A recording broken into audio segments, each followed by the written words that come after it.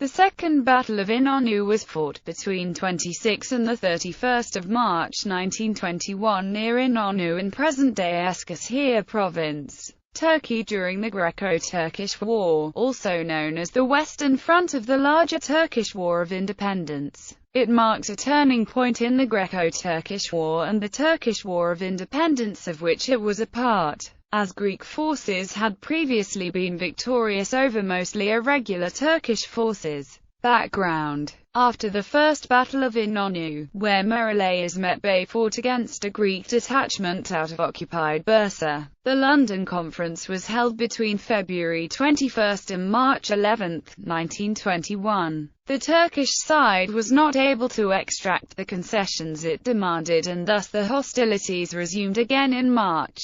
Battle. The Greeks were determined to make up for the setback they suffered in January and prepared a much larger force, outnumbering merely İzmit's troops. The Greeks had grouped their forces in Bursa, USAK, İzmit and Gebze. Against them, the Turks had grouped their forces at northwest of Eskişehir, east of Dumlupınar and Kocaeli. Participating in this battle were Turkish Western and Southern fronts, Kocaeli Group and Kastamonu Command. Greek forces were from their Asia Minor Army I and Third Army Corps. The battle began with a Greek assault on the positions of İzmit's troops on March 23, 1921. It took them 4 days to reach İnönü due to delaying action of the Turkish front. The better-equipped Greeks pushed back the Turks and took the dominant hill called Metra Stepe on the 27th. A night counter-attack by the Turks failed to recapture it.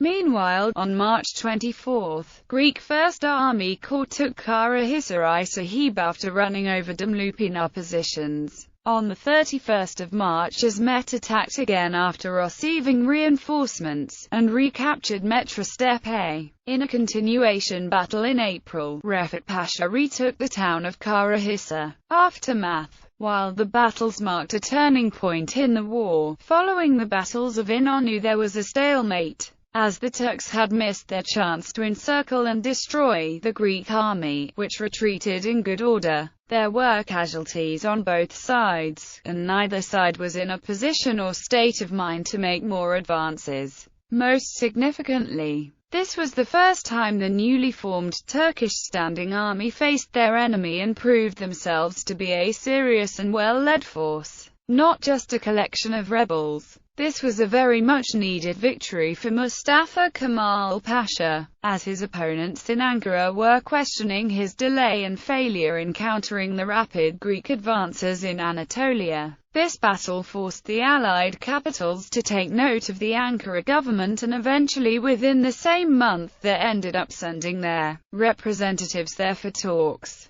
France and Italy changed their positions and became supportive of Ankara government in short order. The Greeks were determined to defeat the Turkish nationalists and end their resistance though, and prepared for even a bigger showdown at the Battle of Sakarya.